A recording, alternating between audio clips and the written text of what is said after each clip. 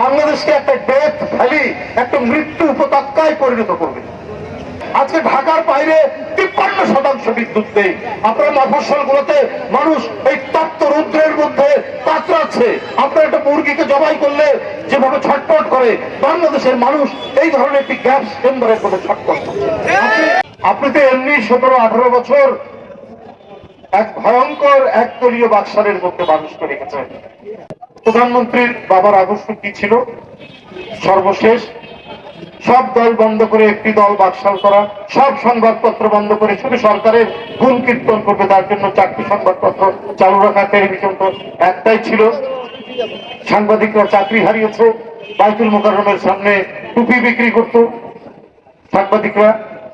তাহলে সেই আদর্শ যদি বাস্তবায়ন করতে হয়, এবং শেখ হাসিনা বাস্তবায়ন করছে।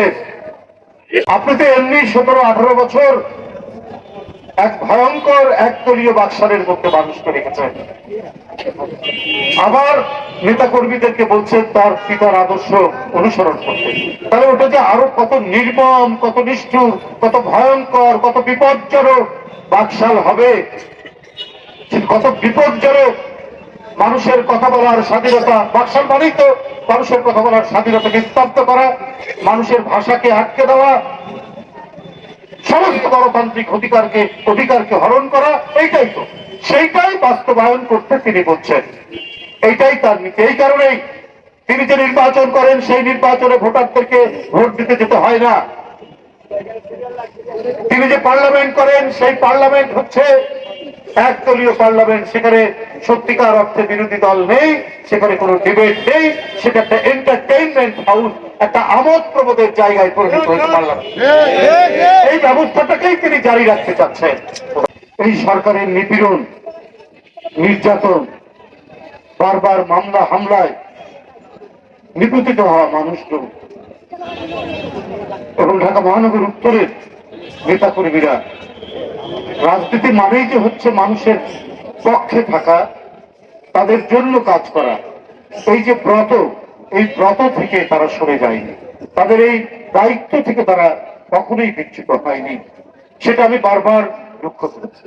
আজ তিনি যে পার্লামেন্ট করেন, সেই পার্লামেন্ট হচ্ছে একদলীয় পার্লামেন্ট। সেখানে সত্যিকার অর্থে বিরোধী দল নেই, সেখানে কোনো ডিবেট নেই। সেটা একটা এন্টারটেইনমেন্ট হাউস, একটা আমোদ প্রমোদের জায়গায় পরিণত হয়েছে পার্লামেন্ট। এই ব্যবস্থাটাকেই তিনি জারি রাখতে চাচ্ছেন প্রধানমন্ত্রী। কিন্তু জনগণ তো ওটা মানবে না, গণতান্ত্রিক শক্তি তো ওটা মানবে না। এত আপনি নির্যাতন করলেন, এত গুম করলেন। সেখানে এমপি আছে, সেখানে কাউন্সিলর আছে, সেখানে শ্রমিক নেতা আছে, সেখানে সাংবাদিক আছে। তারপরেও আপনার এই নির্মম দুঃশাসনের বিরুদ্ধে মানুষের কণ্ঠকে আপনি আটকাতে পারেননি, মানুষের পথ চলাকে আপনি আটকাতে পারেননি, মানুষের এগিয়ে যাওয়াকে আপনি আটকাতে পারেননি। আপনি আপনার পুলিশ, আপনি আপনার র্যাব, আপনি আপনার নিরাপত্তা বাহিনী দিয়ে গোটা জনগণের মধ্যে লেলিয়ে দেওয়ার পরেও জনগণের গণতন্ত্রের জন্য তার অগ্রগামী হওয়া, তার অগ্রযাত্রা হওয়া, এইটাকে আপনি আটকাতে পারেন। কারণ আপনি আপনার শাসক দুঃশাসন, আপনি জনগণকে একটা গ্যাস চেম্বারের মধ্যে বন্দী করে রাখতে চান। যে কথাটি ডাক্তার তোরার, যে কথাটি এখানে আমাদের ফুটবলার আমিনুল আপনাদের সামনে বলেছে। আজকে নদী নালা ভরাট হয়ে যাচ্ছে, আজকে জলাশয় সব বন্ধ হয়ে যাচ্ছে, খাল বিল নদী নালার যে প্রবাদ বাংলাদেশে, সেই প্রবাদ আজকে উচ্ছেদ হয়ে যাচ্ছে বাংলাদেশের মানুষের মধ্যে। আপনি কয়লা পুড়িয়ে বিদ্যুৎ বাড়াচ্ছেন। আমি গত কয়েকদিন আগেও বলেছি যে আপনি আপনার সমুদ্রের পারে কুয়াকাটা, তারপর কলাপাড়ায় আপনি কয়লা পুড়াচ্ছেন। আপনি সুন্দরবনে কয়লা পুড়িয়ে আপনি ইয়ে করছেন, বিদ্যুৎ কি বলে কয়লা বিদ্যুৎ আপনি ইয়ে করছেন, উৎপাদন করছেন। তাতে কি হচ্ছে? আমাদেরকে বরিশালের লোক এসে বলছে, ভাই এই যে পটুয়াখালীর গলাচিপা, বাউফল, তারপরে কলাপাড়া, বরগুনা, এইখানে এগুলো তো হচ্ছে নারকেলের বনে ভর্তি ছিল। নারকেল পড়ে থাকতো নিচে, ডাব পড়ে থাকতো, মানুষ কুড়িয়েও নিত না। বলছে এখন সেই সমস্ত নারকেল গাছে কোনো নারকেল ধরে না, কোনো ডাব ধরে না, কচি কচি অবস্থায় সেগুলো ঝরে পড়ে যায়। এটার কারণ হচ্ছে এই যে কয়লা পুড়িয়ে তাপ বিদ্যুৎ কেন্দ্র করা। আপনি ঈশ্বরদীর মধ্যে অ্যাটমিক এনার্জি করছেন। এই যে এত বিশেষজ্ঞ, এই যে এত পরিবেশবিদ, এত বিখ্যাত বিখ্যাত সব সায়েন্টিস্ট, সবাই বলছে এটা মারাত্মক ভাবে বাংলাদেশকে উজাড় করে দিলেন, বাংলাদেশকে একটা ডেথ ভ্যালি, একটা মৃত্যু উপত্যকায় পরিণত করবে। এই অ্যাটমিক এনার্জি যে ওখানে আপনি উৎপাদন করতে চাচ্ছেন, একটা ঘনবসতির এলাকা। আমি কয়েকদিন আগেই গেছিলাম, দেখলাম প্রায় 4-5 হাজার সব রাসানরা একটা বিশাল বিল্ডিং এর মধ্যে অবস্থা করছে, একবারই গ্রামীণ পরিবেশ, পদ্মা নদীর ধারে। কি চমৎকার!